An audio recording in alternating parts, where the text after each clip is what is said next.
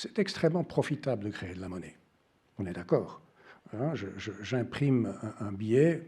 Aujourd'hui, le coût d'un billet de Suisse, c'est de l'ordre de 37 à 40 centimes, même quand c'est un billet de 1000 francs. Donc c'est extrêmement profitable.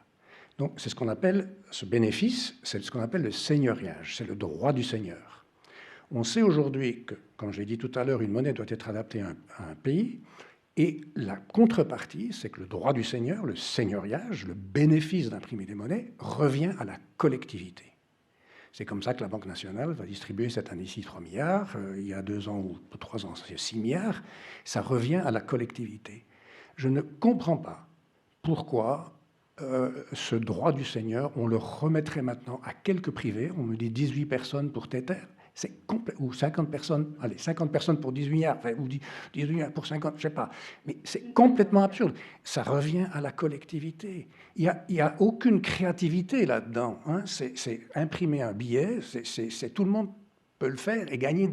Alors, c'est vrai qu'il faut être convaincant, mais pour moi, il est absolument évident que le droit du seigneur, le seigneuriage, de revenir à la collectivité.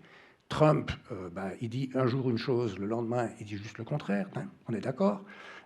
Quand on lui expliquera, parce qu'il n'a pas compris, que les 18 milliards que Tether le fait, c'est en fait 18 milliards qui sont au détriment de la Fed, donc au détriment de l'État américain ou de la collectivité du peuple américain, peut-être que 18 milliards, c'est des peanuts pour les États-Unis, mais le jour où ce sera 180 milliards, il dira ça suffit, ou son successeur dira ça suffit. Ça revient à la collectivité. Ça n'a pas de raison d'être distribué à quelques privés, même si ces quelques privés, évidemment, ont beaucoup d'argent et ils peuvent financer ma campagne électorale.